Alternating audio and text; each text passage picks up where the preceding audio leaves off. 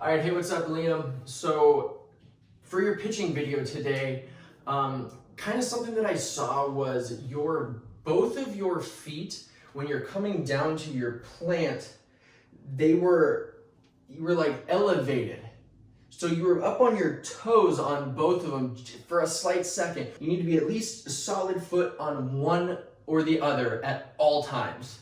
We can't have both feet elevated because now we're not using our lower half.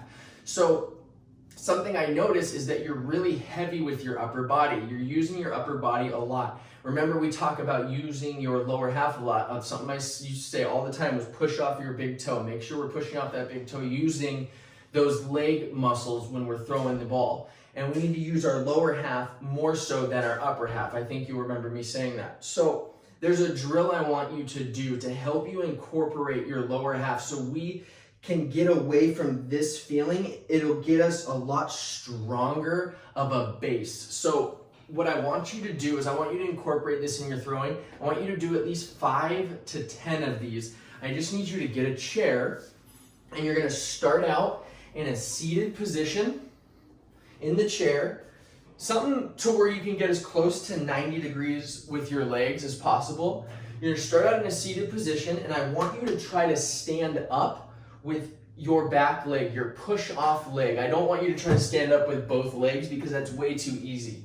So you're gonna kind of elevate your foot as if you're doing your leg lift. It's gonna look something like this, boom, and then I want you to pitch because it's gonna get all that pressure in that back leg, and you're gonna really feel those leg muscles activate when you make the throw. So if you do 5 or 10 of those, I'm gonna add something else. I want you to do your towels as well. So maybe you do this with your towel drills. Do 5 to 10 of these with your towel drills before you throw.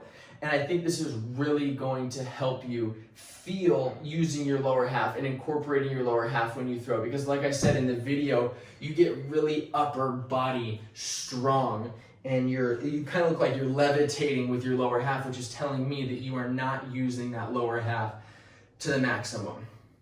All right, hey, what's going on, Liam? So just in looking at these 2 clips here of you hitting, something I noticed is your lower half. We are not getting enough energy and power generated from our lower half.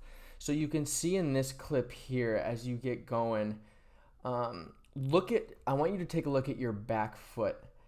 Look at how little we're using our back foot, to the point where it doesn't even turn, and what it's causing is you can see your hips aren't able to clear because your back foot wants to stay in this position. We need to get up on that toe for that back foot. You can see it here on this clip as well.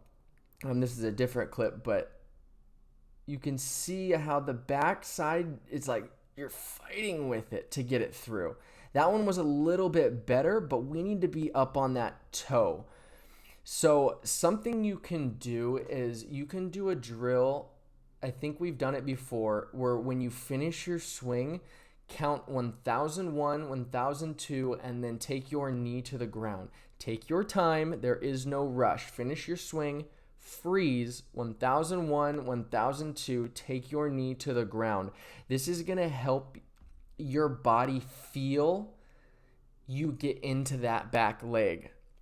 So, that's for now. That's all I see that we need to work on is just getting that back foot going. So really firing that back foot, getting up on that toe, firing that back foot, that heel, getting that thing turned around, getting that back knee firing towards the pitcher.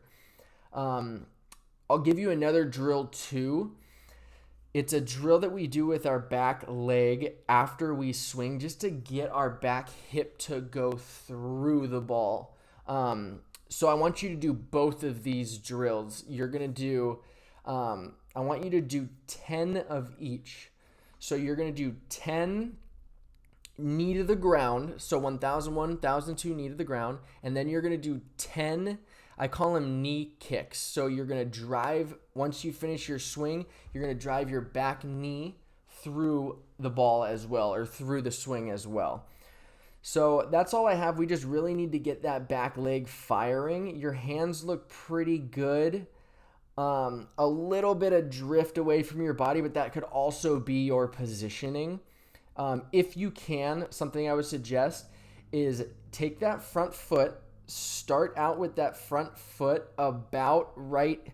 So I think your positioning here actually on the ball is pretty good. But what I would do is, since you're starting right here, if you follow my cursor, I would start with your back foot maybe over here, a little bit closer to the tee, so that way it makes your hands stay inside the ball. Because here you can see your hands drift just a hair. And that's just so that way it can get to the ball. And I think that just has to do with your positioning. So if we position ourselves a little bit better, you're like reaching for an outside pitch. I know you like to stand on the plate because you're aggressive and you like to battle. This might be close to a ball. So you're training yourself to hit a pitch that's way off the plate. So get yourself a little bit closer to the plate. And then, yeah, we're focusing on that back foot.